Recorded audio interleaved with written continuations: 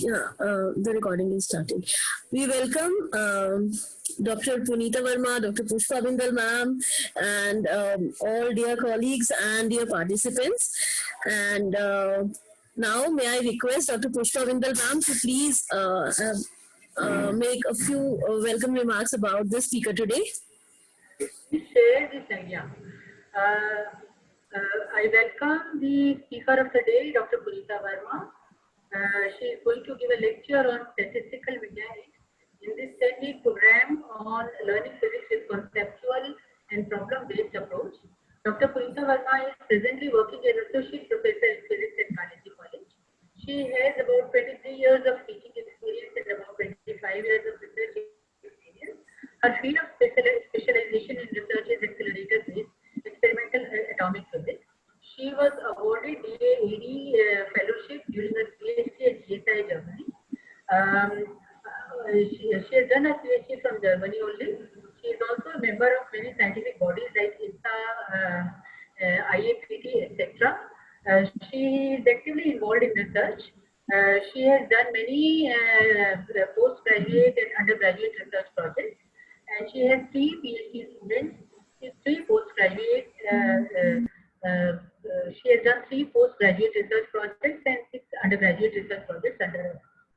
So I welcome Dr. Punita, and she also has a large number of publications, and I welcome her to start sharing her screen. You are on mute. You are on mute. Thank you so much, ma'am, for these kind words. By now, almost all participants know me thoroughly, I'm sure. We also have conversations many times on the WhatsApp and their queries, etc. So I really thank you for these nice words. I'm going to start sharing my screen. And before I do that, I want to announce 2-3 things regarding the subject. So students, each subject has been carefully designed to cover both concepts and numericals. So in the beginning itself, Dr. Sanjay and Dr. Aditya Saxena covered the formulae related to the entire statistical mechanics. So you had a list of formulae appearing in their talks through their PPTs and their explanation, and also they indicated how those parameters held importance and tried to develop a base of statistical mechanics, but immediately took you to the final level that suppose you are already well versed with it, then what are the points that you have to keep in mind? What are the concepts that must be clear to you? Therefore, how to go about understanding the subject in depth as well as be capable of solving numericals. Now in this era of internet, Google, and n number of books available to you in the PDF forms and thousands of numericals available everywhere, there is no dearth of material that is available to a student. Every student has access to all kind of material. You just, in fraction of a second, you can have a book full of numericals for you and for text and so on. Now, however, you see, I have seen students struggling sometimes for months and sometimes for few years to clear some entrance examinations which are a prior or an essential condition to make a career in physics. When I talk about making a career in physics, then whether it is working as a research person in some established laboratory, like DRDO, IUAC, TFR, etc., or going for the research career, or going for a teaching research career, or going for only a teaching career, you have to have capability of clearing all these entrance examinations or eligibility examinations which are mandatory in our country, right?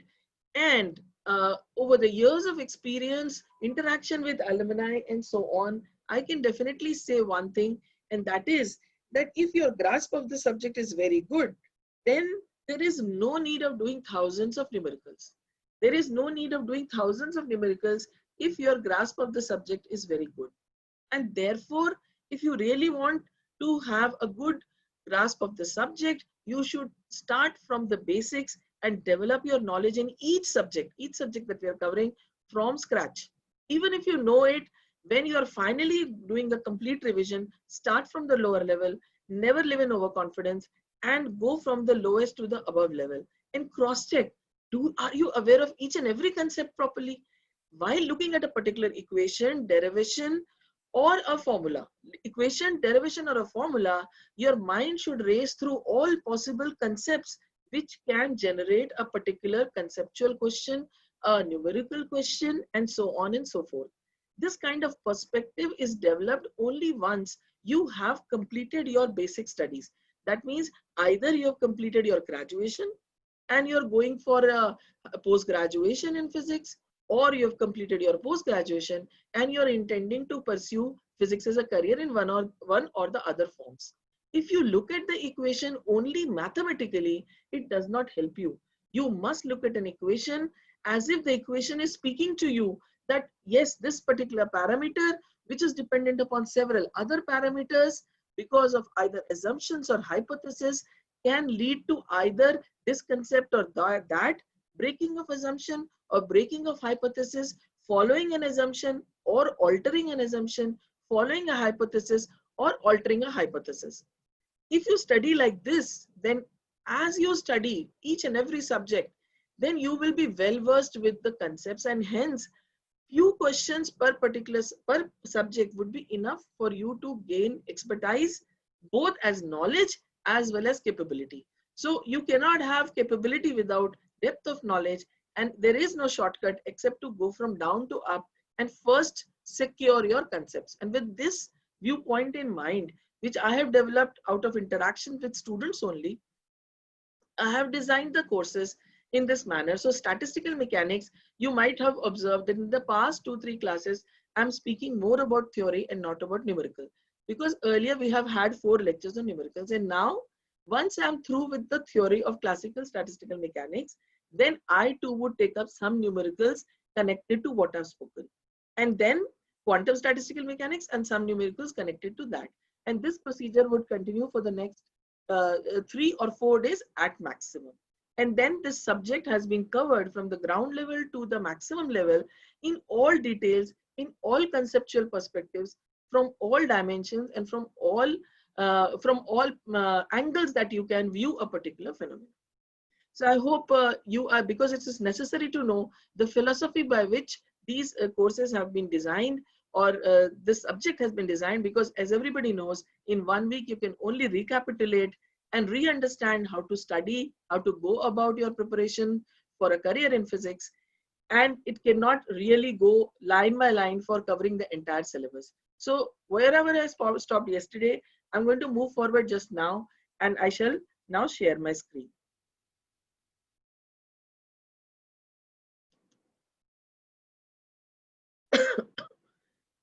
Dr. Neetu? Dr. Neetu, is my slide visible? Yes, ma'am, it is visible. Achha, thank you. So I'll just go to slide share, screen share.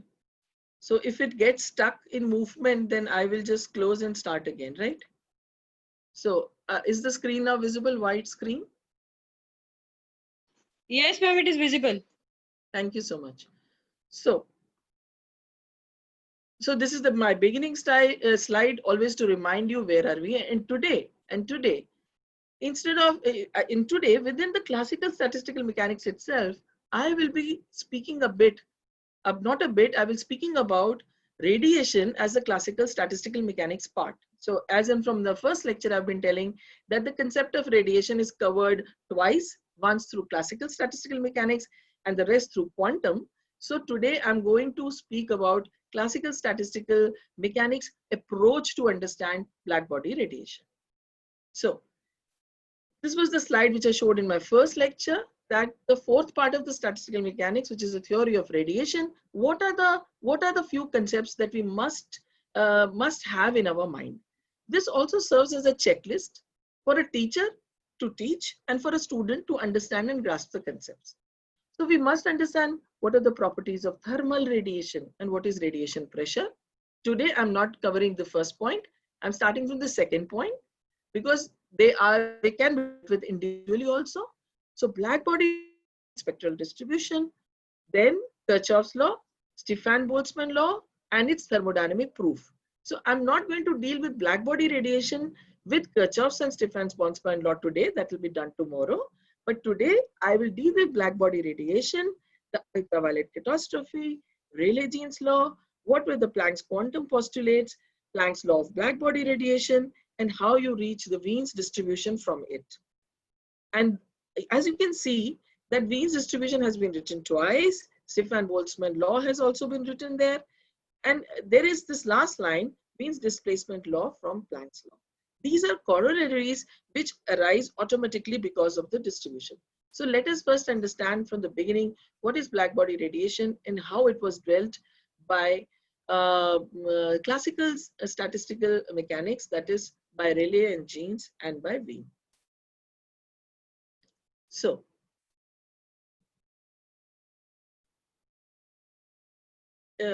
has it stopped sharing? No, ma'am, it's fine. No, I saw. What are you seeing a blue screen right now, or? Yes, ma'am, blue screen, but it is not full screen. Yeah, so it is not slideshow. Yeah, here it is. Yeah. Okay, sorry. So, yeah. So, we are first going to understand the classical approach to blackbody radiation. So, this blackbody radiation, which is very, very important part in physics, not just because it is a kind of it leads to a very important law known as the Planck's law. It is also extremely important because it is this blackbody radiation which is responsible for the advent of so-called modern physics in physics. So we say modern physics, and then we look at books which speak about modern physics. And what is modern?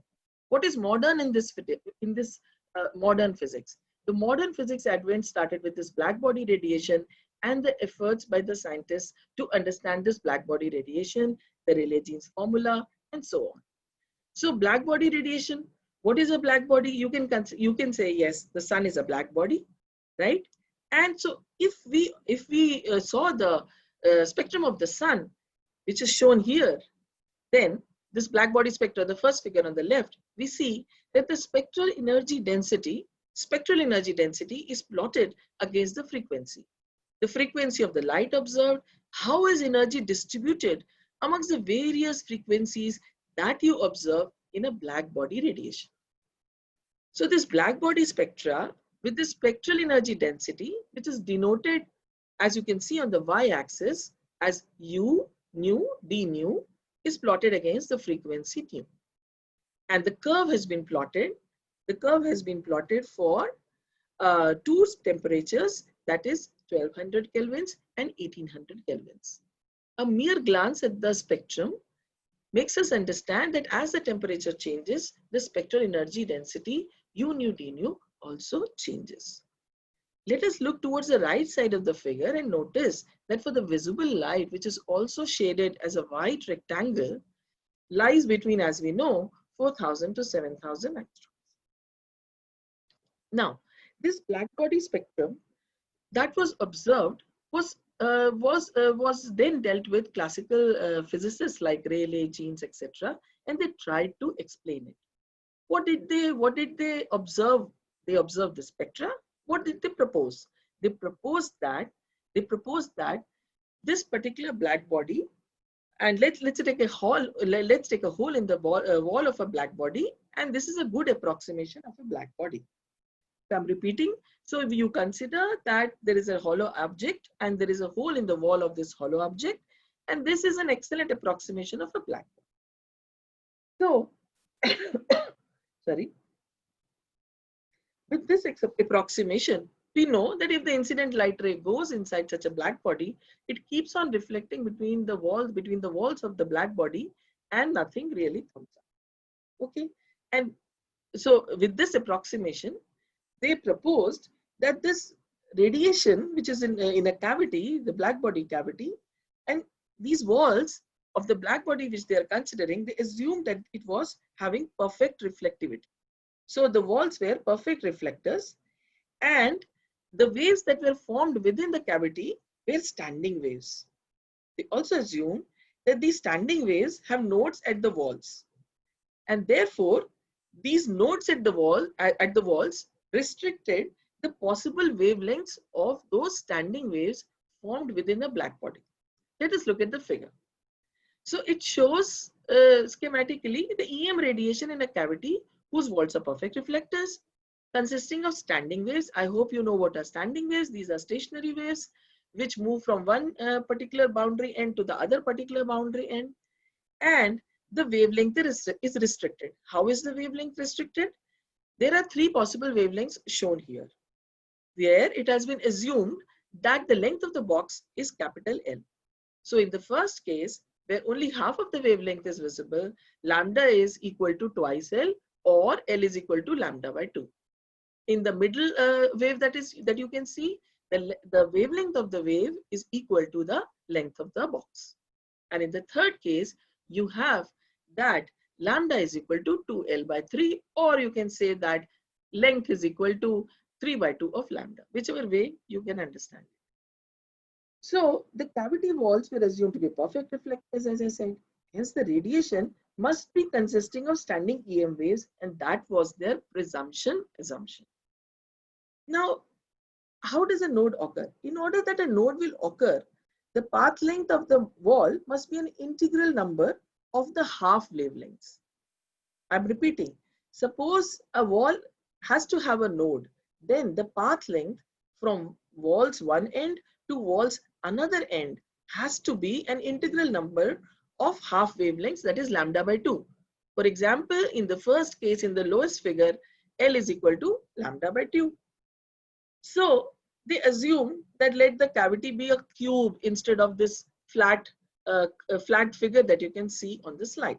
On the slide, you can see a two-dimensional figure. They said, let us consider a cube. It has got a length L in all the three directions. What are the three directions? We take normal coordinate axes and label them X, Y, and Z. We label them X, Y, and Z. Then, what are the possible wavelengths? The possible wavelengths then come out to be in the three directions, as you can see in these equations. So that integral number, they chose you can choose any alphabet. Here it is chosen as J. So J in the X direction, J in the Y direction, and J is in the Z direction is equal to 2L by lambda, number of half wavelengths in X, Y, and Z direction. So there's nothing difficult to understand in this particular equation. Now for a standing wave in any arbitrary direction, it is obvious that if you're considering a cube, you must consider all the three directions, and therefore you must add them in quadrature. So Jx square plus Jy square plus Jz square gives you 2L by lambda the whole square. What is lambda? Lambda is the wavelength of the standing wave that you have assumed in the black body. The black body has been assumed to have perfectly reflecting walls, and L has been length of the cube in all the three directions, X, Y, and Z. So Jx, the integer, is for all the three cases, X, Y, and Z equal to same as 0, 1, and 2. So then the question that arises is, how many waves do we have? How many waves do we have? For this, one has to also remember that if Jx, Jy, and Jz all are 0, then there will be no wave in the cavity. There will be no wave in the cavity. However, if one of the components of J, say in the X direction, is 0, we can still have a standing wave in the other two directions, like say YZ or ZX. The third one can be 0, doesn't matter. Now, what do we want to calculate? We want to calculate the number of standing waves within this cavity. If you want to calculate this number of standing waves within this cavity, and for that, we must choose an interval. We must choose an interval. Say we choose an interval of the lambda, because remember the black body spectrum is showing the distribution of energy on the y-axis with respect to the frequency on the x-axis. You can plot the same diagram for lambda 2. So you know that velocity v is equal to nu lambda is a relation which you understood way back in your school classes. So v, the velocity, is equal to frequency multiplied by wavelength, and therefore it is immaterial whether you consider nu or lambda. So their interest was to find out how many number of standing waves are there within the cavity. And in order to find this or count this, they considered an interval lambda to lambda plus d lambda. That means the small interval d lambda. How many waves are there within this wavelength range? Or alternatively, you can say how many waves are there within the range nu to nu plus d nu, where nu is the frequency. So how many standing waves are there within the small interval d nu? Now, if we want to count this, then we have to do some imagination. What do we imagine? Like yesterday I said, imagine a phase space. Similarly, they imagined a J space which has got 3 axes, Jx, Jy, Jz, just like we have 3 coordinate axes. So let me just show you a figure here. So they considered a J space. It has got 3 axes, Jx, Jy, and Jz. And they obviously, if in this J space we put a point, then each point in this J space corresponds to a particular standing wave, or every point in this J space denotes a possible set of Jx, Jy, Jz, just as you do in case of any 3-dimensional vector. Just as you do in any 3-dimensional vector, when you say vector A, you know it has got a component in the x direction, the y direction, and the z direction.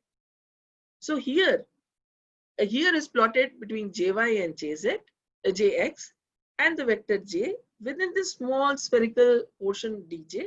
We want to know how many standing waves are there.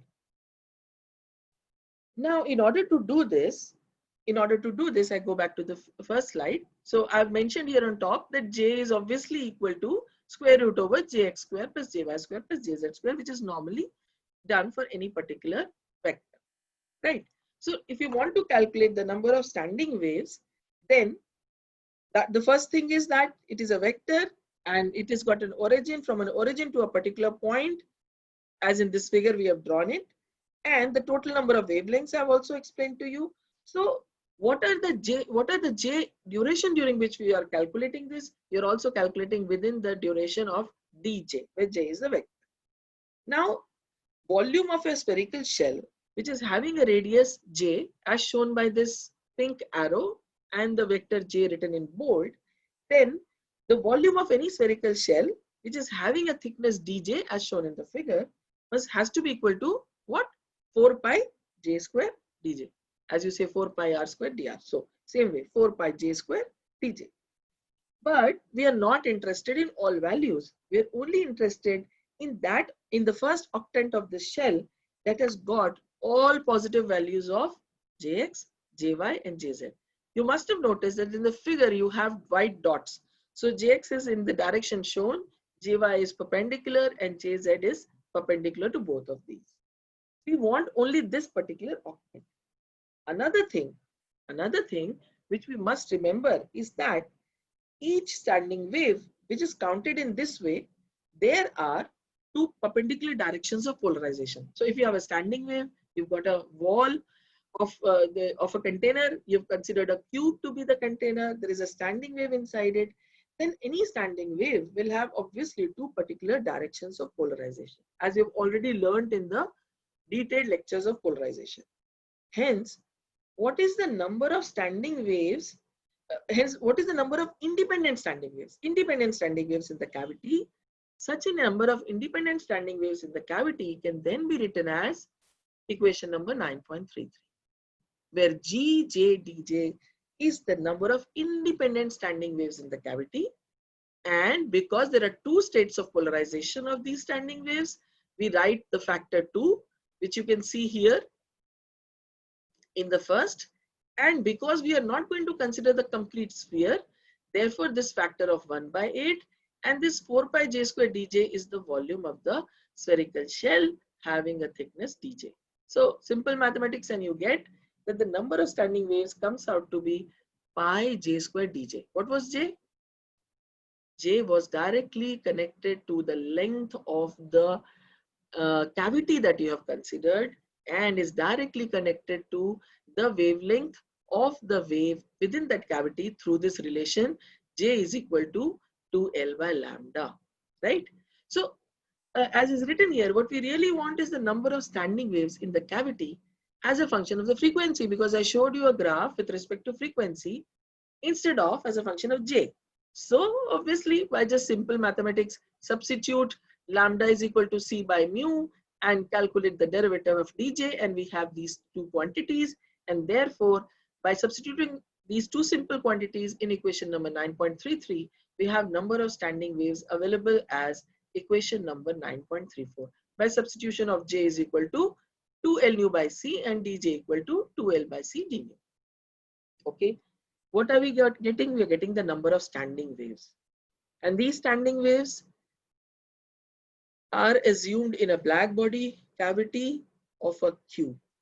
Now the cavity volume is obviously then L cube, because we assumed that each direction is only L.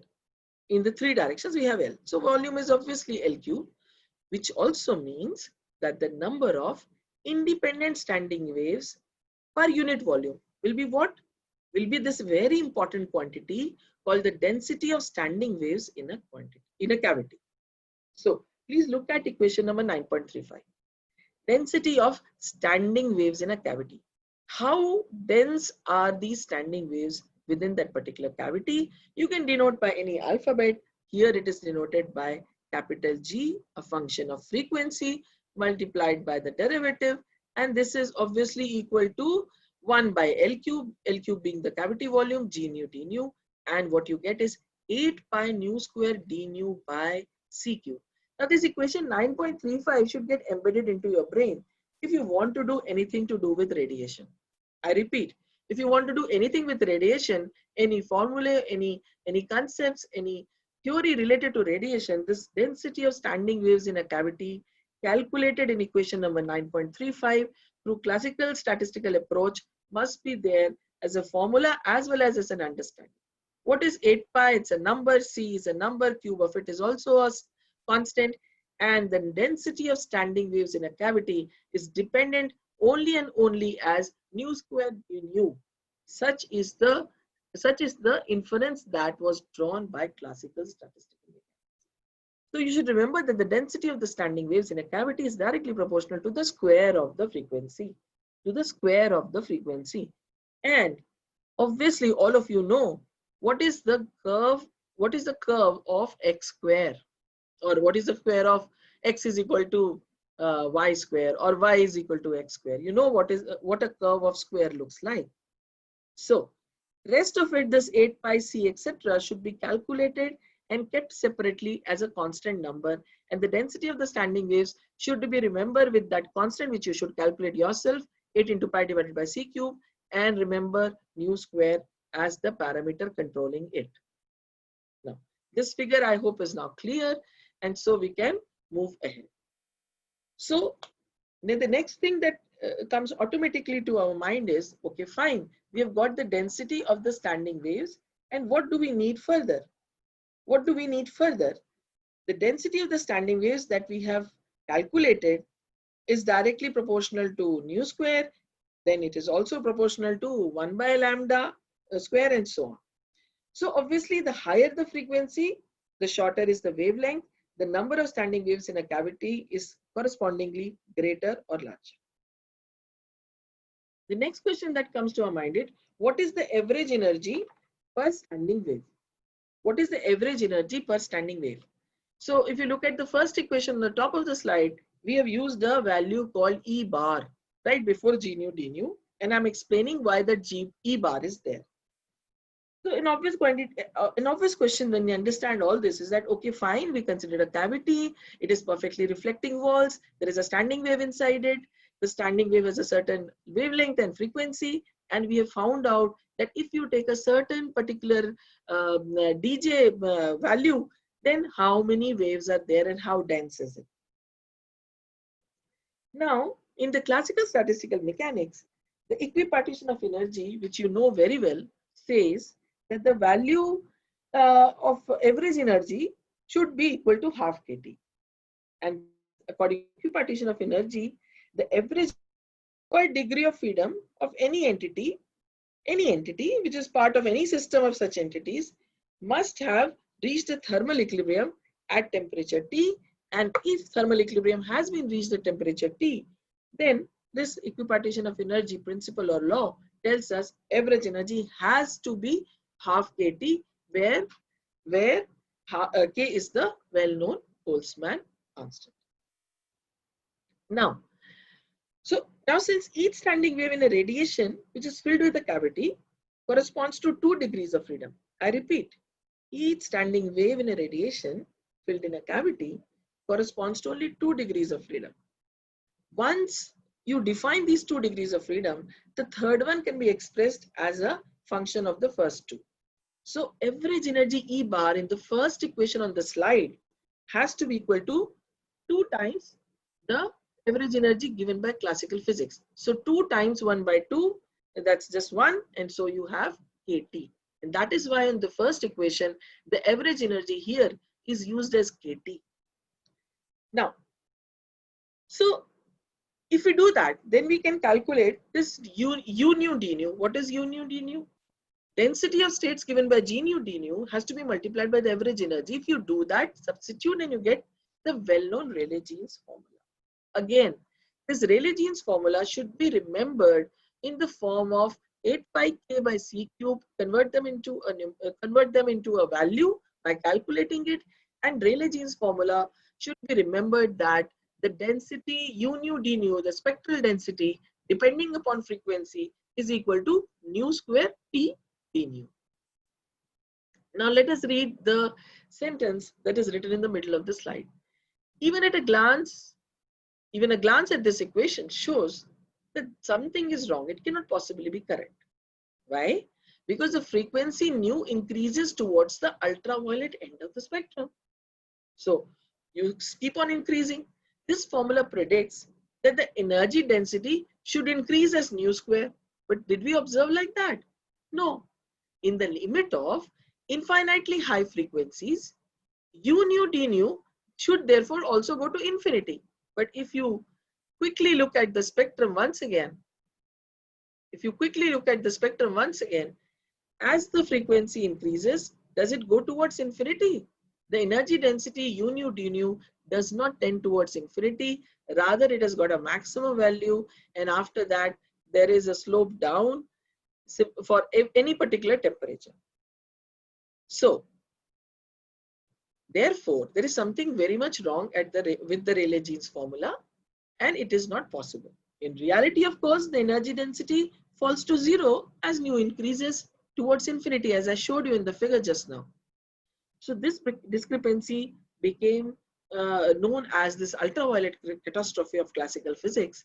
And the obvious question is, what was wrong in their assumption that Rayleigh and Jeans took to understand blackbody radiation? Blackbody radiation. So Planck's radiation formula, which was then proposed by Planck, gave the solution to the discrepancy that was observed. And similar was the case with Wien. So when Wien calculated the spectral energy density, he could explain the higher end of the frequency, but not the lower end.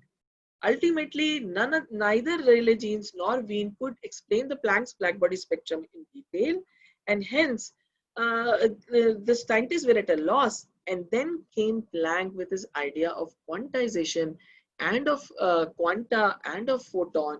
And because of that revolutionary idea, this blackbody radiation and its explanation is considered as the beginning of modern physics, and also the beginning of application of quantum physics in all physics phenomena that are atomic or subatomic in nature.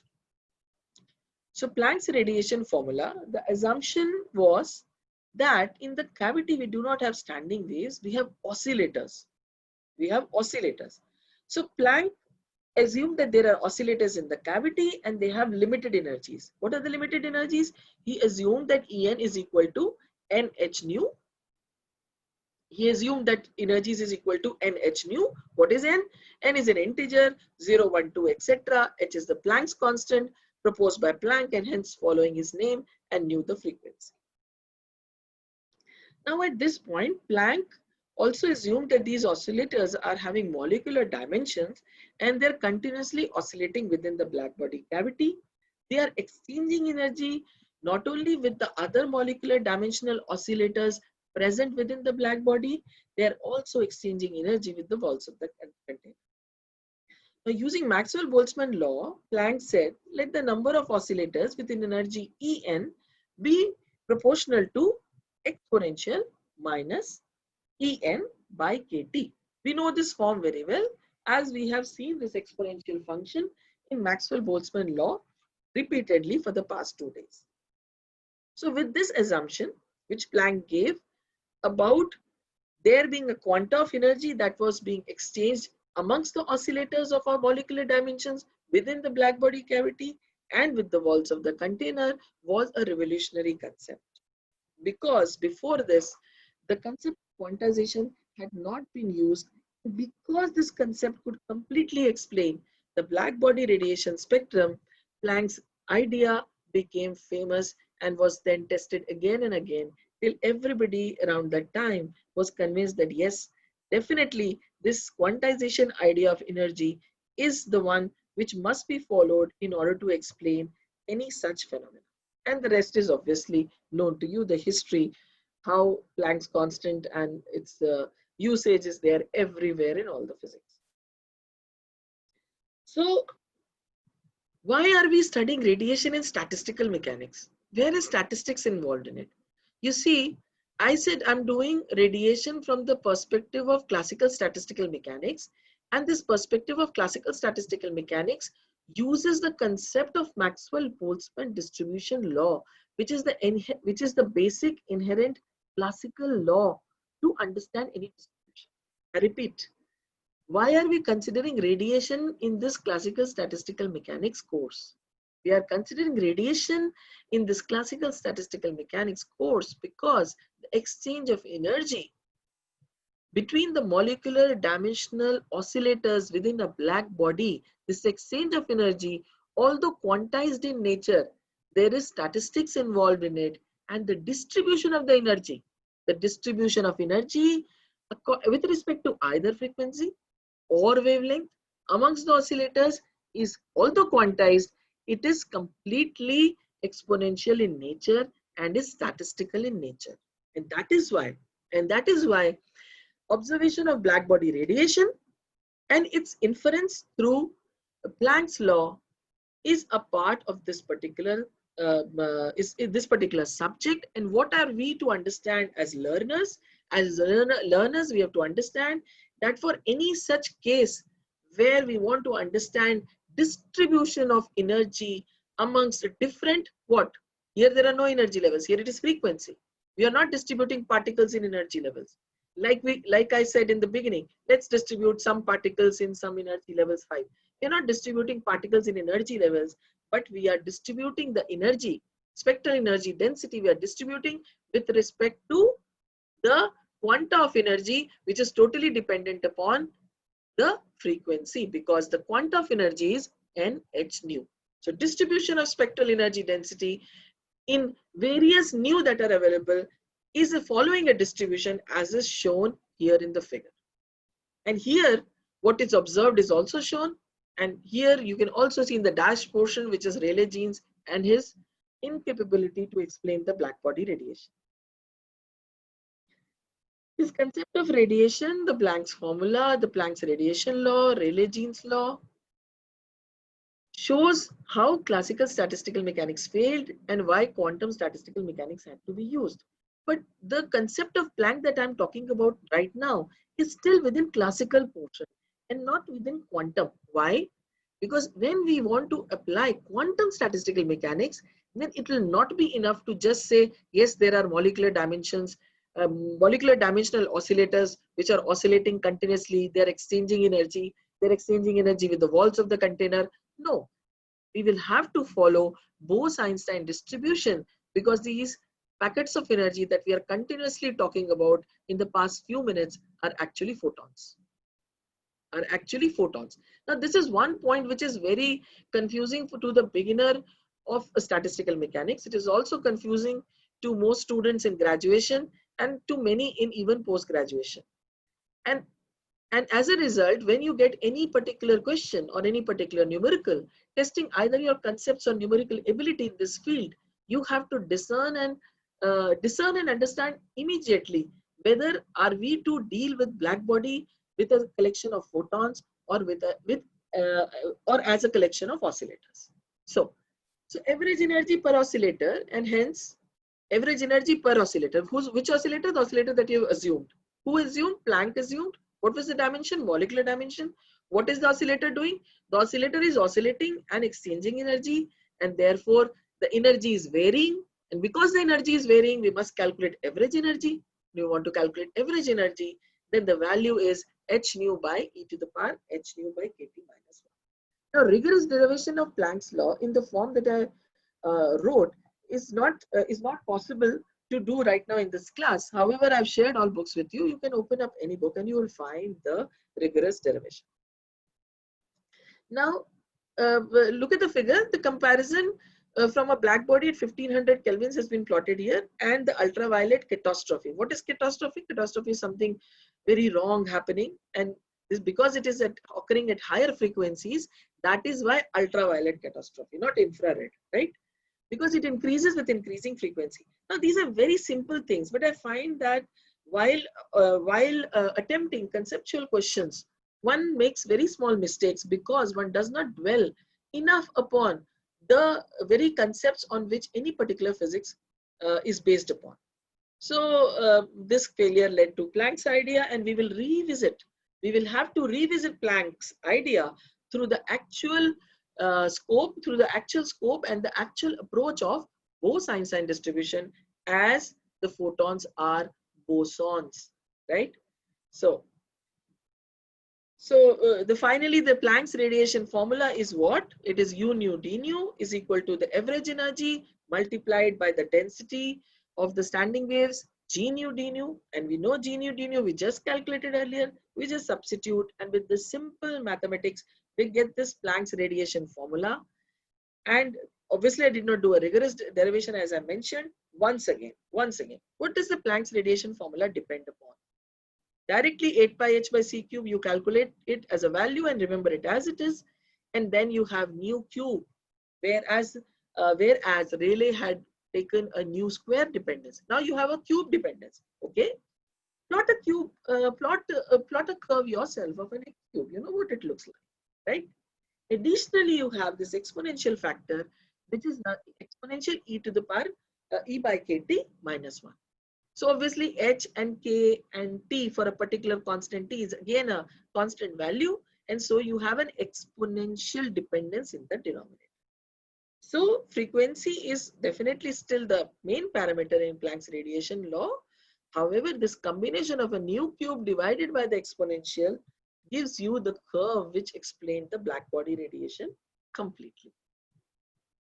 So now this very simple fact is the reason why the greenhouse effect can be understood. So this figure is courtesy Modern Physics by A. Beiser. And so the greenhouse effect is important in heating the Earth's atmosphere. Much of the short wavelength visible light from the sun that reaches the Earth's surface is re-radiated as long length infrared light, which is readily absorbed by carbon dioxide and H2 in the atmosphere. This means that the atmosphere heated mainly from below by the Earth rather than from the above by the sun. So greenhouse effect is the one which is responsible that we have in turn inside as very hot. So with these things done, what have we tried to understand, and what have we tried to see? So before I go to the Bose-Einstein, 1 minute.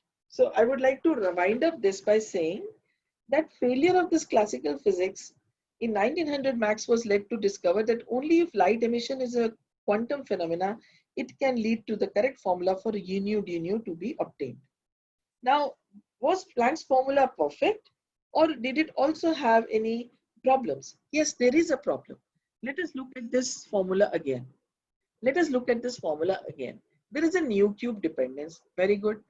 Now, we know that if there is an oscillator which is being considered molecular dimensional oscillator by Planck in a black body, then this oscillator is executing which kind of oscillations? Harmonic oscillations. And now through our knowledge of quantum mechanics, we know that a harmonic oscillator has an energy which is not nh nu, which is the basic assumption of Planck. It is actually n plus half h nu. So what happened to the ground state energy? In quantum mechanics, you have already studied that the harmonic oscillator has a ground state energy of equal to half h nu. Whereas Planck assumed energy is equal to nh nu. Then there is something wrong. So, and Planck assumed Maxwell-Boltzmann statistics. So where is the 0-point energy? What would have been the proper procedure?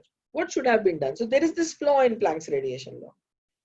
Now, the flaw can be removed if and only if you consider the Bose-Einstein statistics and you apply Bose-Einstein statistics and its distribution function to the photons in a cavity. You consider photons as the packets of energy being exchanged, and hence you can correctly get the Planck's formula, which is applicable to the black body radiation, and completely explain it.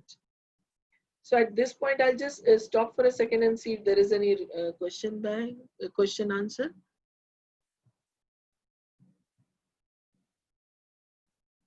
So I'm hello, Dr. Neetu. Hello. Am I audible? Okay, so I'm taking question answers, and I'm also looking at the chat box too. So Indraj Meena, first of all, there is no feedback link. Relax. Either you focus on your lesson. Anything else is not required. So JC Varalakshmi, my voice is breaking. That was not pointed out by anybody else. Is my voice? Yeah, I'm audible. Okay, fine. So Aishwarya Vishwakarma says that lots of options are available. This leads to confusion at times to go for the correct reference from basic level to advanced level. It's a very good question, Aishwarya, and I would like to point out what I've been doing with you, which is definitely a very different way of teaching any particular subject. I acknowledge that, but there is a particular very good purpose behind it. And the purpose is the following. Please, I would like to recapitulate with you. I will just answer this. How do we open?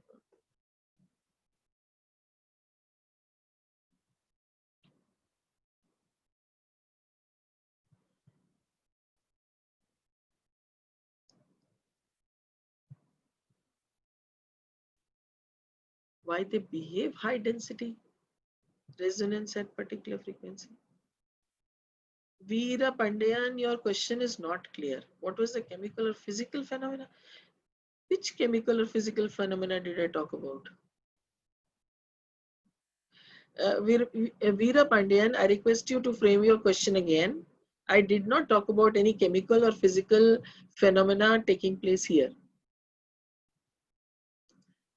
My network is in a perfect health, Anju, and I don't think there is any problem from my side at least. What is the meaning and purpose of individual? So again, anonymous attendee. So anonymous attendee, I don't know why you don't like to be distinguishable human being. So the meaning and purpose of individual, there is no meaning and purpose. You see, you have a problem. You have a problem in physics. And we are explaining the history of black body radiation, how it led to the advent of modern physics, the advent of quantum mechanics, and so on. So meaning and purpose of individual standing wave, they assume, Rayleigh and Jeans assumed that, okay, the black body is having a standing wave. Now, why do they consider this assumption? Why don't they think of some other assumption?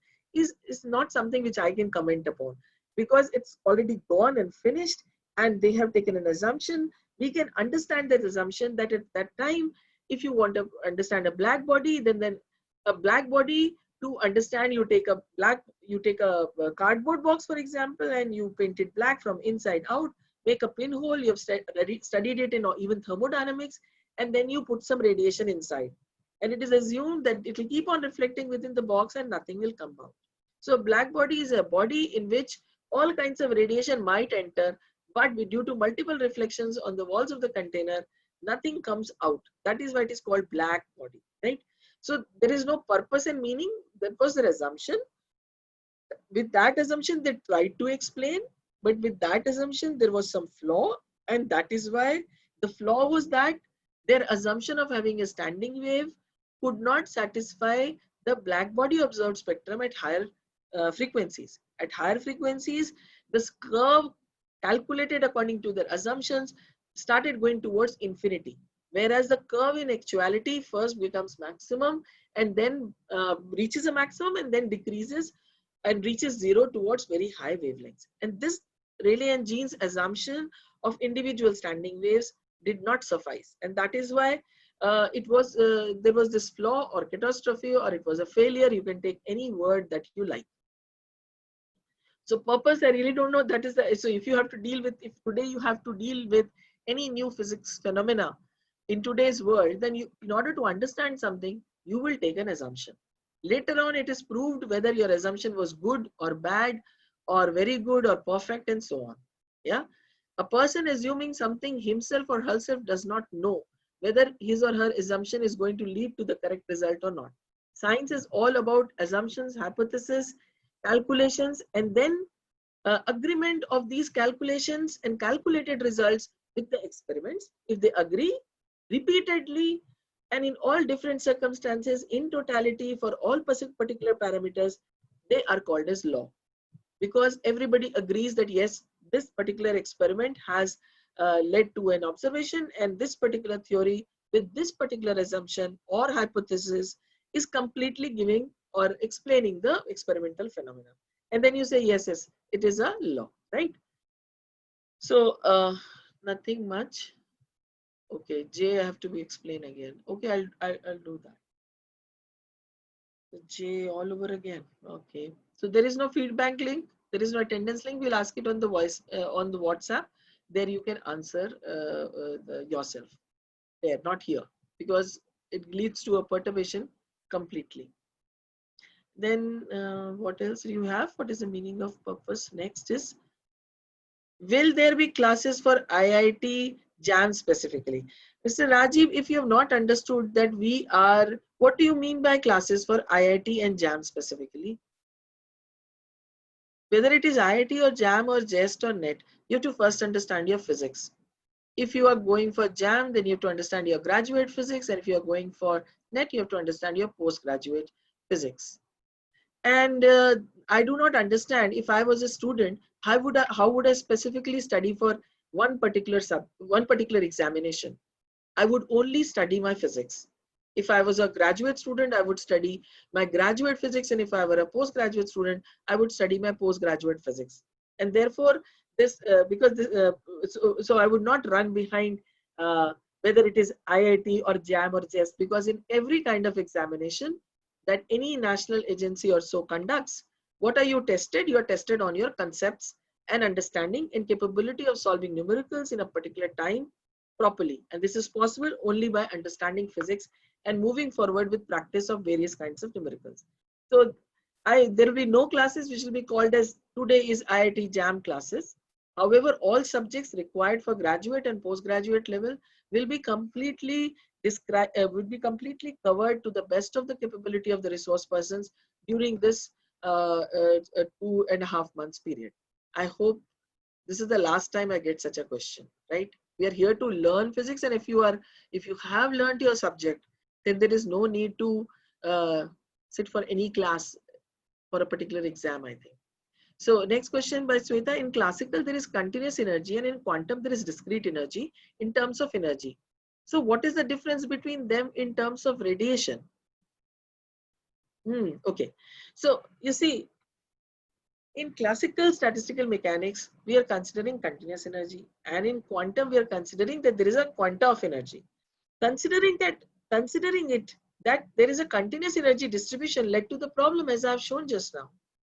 So they considered that there is no quantization, and they tried and calculated. Rayleigh-Jeans did give their formula, and I'm sure you are also aware of Wien's formula, which tried to explain blackbody radiation at the higher frequency side. And That was all based upon classical concept of continuous energy distribution. In quantum, there are discrete energies. That means the oscillators, when they were exchanging energy amongst the other molecular dimensional oscillators, were doing it in packets or quanta. And because of this idea, so this novel idea which came into the head of Max Planck, this why did he get this idea, or how did he get this idea? Only Max Planck can answer. I cannot. He got this idea, and the application of this idea explained the blackbody radiation completely, and hence the inference that energy must not have been continuous. It must be discrete. That is why this particular derivation of Planck's distribution with this concept of quantization could explain a natural phenomena. What is the natural phenomena? Sun spectral energy density observation. That means your assumption or Planck's assumption is the correct assumption. And then when application of this correct assumption to various fields of physics, you know, wherever you see Planck's quanta or wherever you see Planck's constant, there the concept of quantization has been applied. And in fact, nuclear physics, atomic physics, and molecular physics cannot have prospered if this idea of quantization had not occurred. This is the very, very base. This is the very, very base, and the let's say the first point, the A, or the beginning, or the basis of the entire field of physics, which we have understood in the past so many years. As you already told in the lectures, but please clear again. Yeah, so this is what I'm saying, that radiation, in terms of radiation nodes, so what is radiation? Radiation is energy. There is thermal radiation. There is also radiation, which so every body, by virtue of its temperature, radiates some amount of energy, and that you know. So if you are not going out in the sun, does not mean that you are not experiencing radiation. Radiation is by every object by virtue of its temperature, and that is what you learn through this concepts of radiation given out through so many laws that I'm talking about. And this radiation is all the time present. And in the quantum and the classical cases, their assumptions led to very different way of understanding them, right? So that's the difference. Do we have anything more?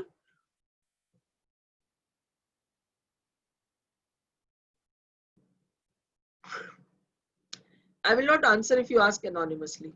I told this many, many times. If you are anonymous, I do not answer anonymous people. Please, you write your name, you'll get an answer.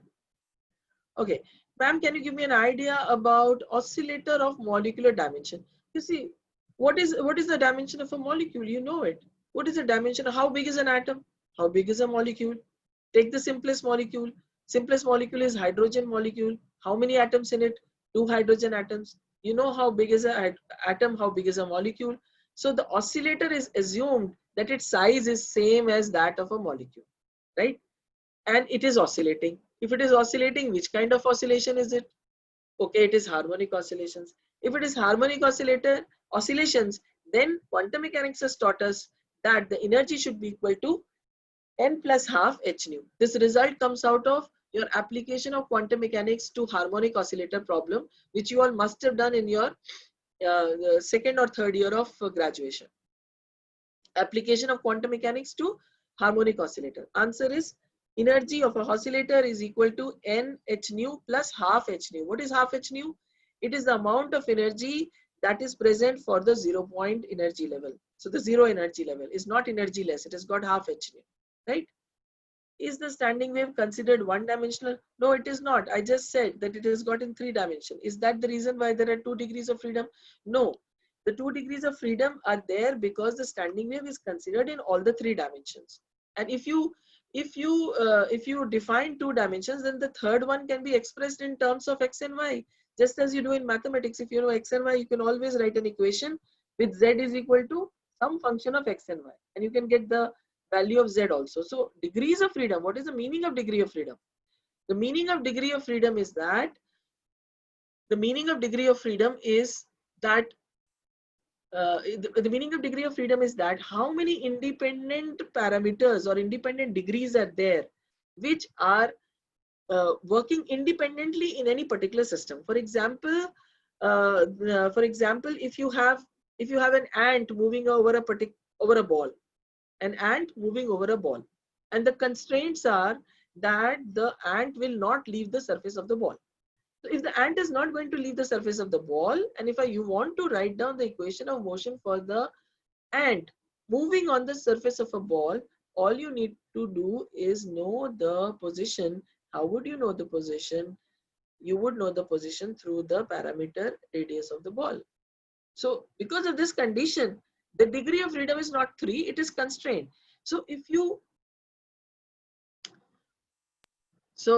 let me check. I don't think I have any internet issues, Sargam. It's working smoothly, otherwise I would know it immediately. So where was I? Yeah. So degrees of freedom of a system depends upon how many constraints are acting on the system. If you have 3 degrees of freedom, but there is one constraint on the system such that you cannot make movement in one direction, then automatically you'll have 2 degrees of freedom. If I say that out of these 3 ways in which you can move, you cannot move in this particular wave, then you will have 2 degrees of freedom, and so on and so forth. So for any system, the total number of degrees of freedom can be calculated if and only if you know the total number of constraints, conditions imposed on the system.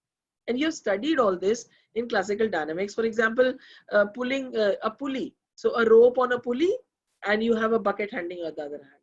Haven't you studied that what is the degree of freedom here? And if you are having a pendulum, what will be the degree of freedom? If you have a double pendulum, what will be the degree of freedom? If you increase the number of constraints in a system, you will automatically decrease the number of degrees of freedom of the system. Okay, the standing wave is not one-dimensional, it is 3-dimensional, and we can express the 3rd dimension as a function of the other 2 dimensions, and that is why the degrees of freedoms are just 2. Okay.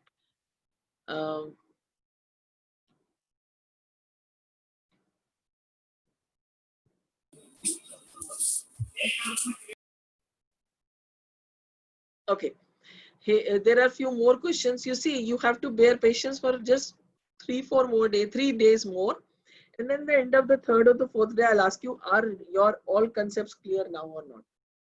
You have to give me the patience of 3 to 4 more classes with statistical mechanics to make you observe entire statistical mechanics from all sides, right?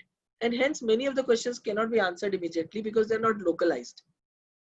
Now, Himlata says, how will you relate yesterday's class with today? This is a good question. If you are not asked, even then I would have said this. You see, I showed in the beginning that statistical mechanics has 2 parts, classical and quantum. Quantum has 2 parts, Bose, Einstein, and Fermi-Dirac. And radiation has to be done both through classical and quantum statistics. Then, in the beginning, other 2 lectures given by Dr. Sanjay and Dr. Aditya, you have heard a lot about partition function. And Bose-Einstein distribution, Fermi-Dirac, and classical with partition functions. Have I ever talked about partition function till now? I have not. However, yesterday, I ended up by speaking about Hamilton's equations of motion, the canonical coordinates and canonical momenta, Q and P, and then I started saying, I will speak more about ensemble. Whereas a short form of ensemble explanation, microcanonical, canonical, and grand canonical ensemble in the form of partition function has been already covered by the other 2 lecturers. What am I doing with you? I'm showing you that when you understand statistical mechanics, you have to do it 2 parallel ways, and the first way is what I have been computing now. So kindly listen carefully. I have followed in the past lectures books like Beiser, Loknathan Gambhir, or Garg, Bansal and Ghosh, okay, which were the first 3 books of my ladder of statistical mechanics. Please look at the slide in which I've given you the ladder of statistical mechanics books. If you open these 3 books, you will find that without usage of partition function, you are capable of understanding the concepts of statistical mechanics from the very base. So things become very clear to you without incorporating either difficult derivations or complicated formulae or complicated expressions, what to say.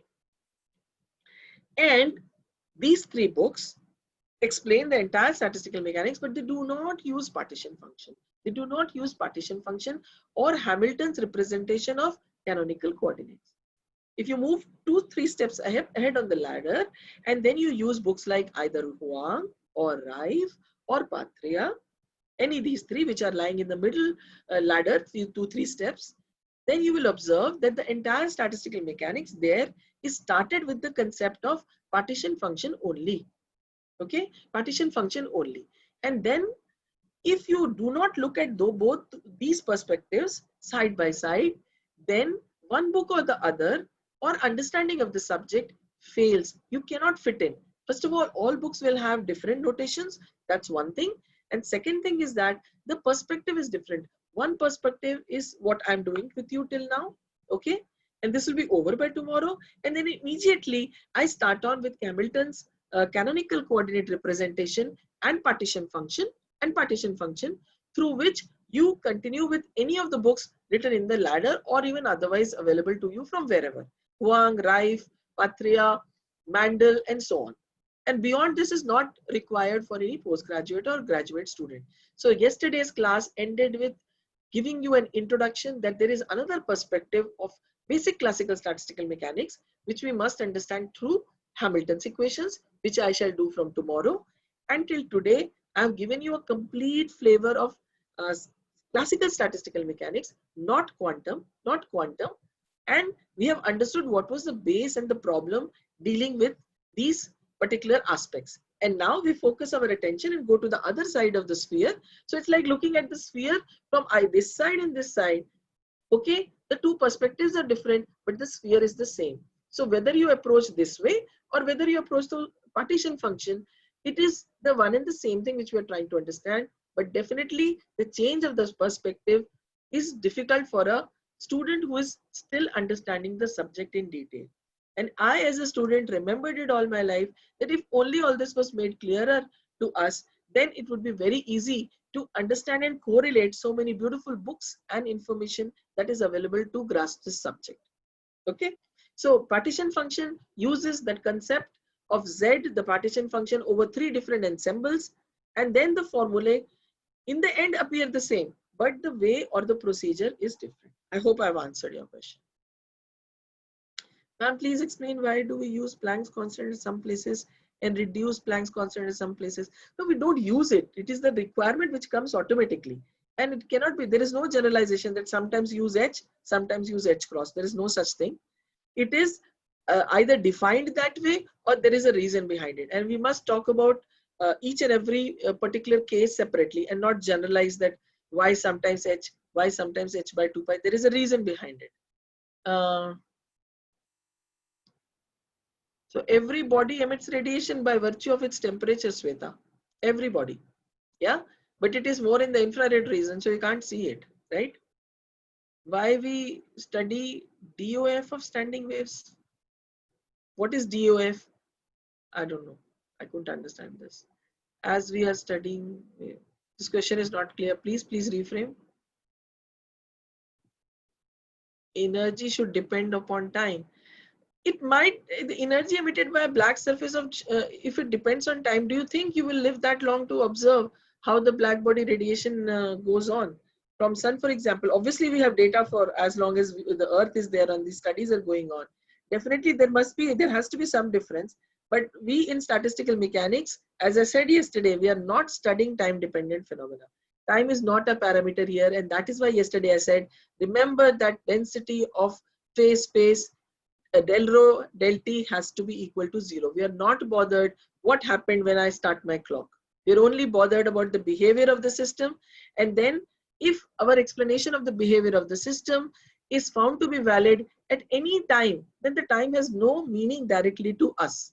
So at your level of graduation and post-graduation, we do not deal with del rho del t. So del rho del t is considered to be 0 to start with as an assumption. And we do not look at the behavior of a gas molecules according to watch or clock. We say that yes, they behave like this. If you are left in equilibrium, they will behave like this. So some questions have been left and they were intentional. I know I will be answering all your questions by 3 more lectures. So to cover everything. So I think, hello, Dr. Neetu. Yeah, ma'am. Yes, ma'am. So 1 minute. Now my slides have got stuck again. So I think I've covered most of the questions. One or two are left, which I know I'm going to cover in the rest two days.